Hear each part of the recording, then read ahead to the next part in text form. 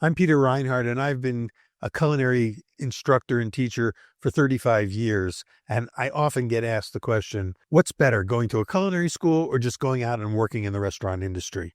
And of course, there was a time when the only path to becoming a chef was to be an apprentice and to work through an apprentice system, which was like the school of hard knocks. And in fact, it was a very brutal path because the tradition was that the chefs would be very hard on their apprentices and beat the knowledge into them, sometimes physically.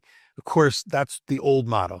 The new model in the modern times is that a chef should be more of a mentor to the next generation of chefs.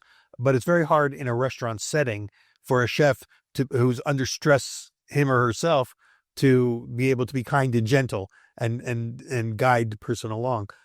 Culinary schools came along in big time about 30 years ago, 40 years ago, as a training ground for people that didn't have the opportunity to put in long apprentice training and wanted to come up to speed and at least have the fundamentals and the basic skills that would allow them to get a foot in the door at some quality restaurants if they wanted to go in that direction. And so culinary schools have continued to evolve as a training ground by, first of all, putting the focus from the instructor standpoint, more on being a chef who is teaching. In other words, you're a teacher first who happens to be a chef, as opposed to a chef who happens to be a teacher. That was a big paradigm shift.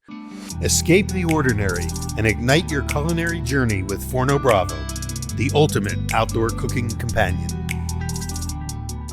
When the chef instructors realized that their real job was to be a teacher and a mentor. So I call that the mentorship model as opposed to the apprenticeship model. And that's, I think, the biggest plus and advantage of culinary schools. Now, can you become a great master chef by going to culinary school? You can only become a great master chef by doing it and by working it. And so I think getting a job and being out there in the industry, whether you're doing it while you're in culinary school or after culinary school, is an essential part of the journey. So if you can afford to do it, whether it's at a high-end culinary school or at a community college culinary school where you can learn the language of culinary, you can learn the principles, learn about functionality of foods, learn the basics. Because you may have a natural talent for cooking, but if you don't have the understanding of the functionality of food and how food science works, you can only go so far. And it'll be a lot harder on the job because you'll make a lot more mistakes and get yelled at a whole lot more. So get your fundamentals, in place through culinary training, and then get back into the industry knowing that the culinary training in schools is the first step of that journey.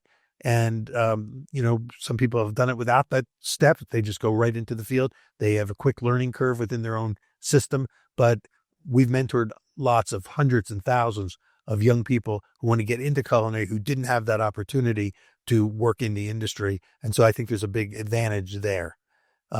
Two models, two paths. In the end, combine them both because that's the real pathway to becoming a great chef in your own right. May your crust be crisp and your bread always rise. Hey folks, I'm Peter Reinhardt. This is my latest book, Pizza Quest.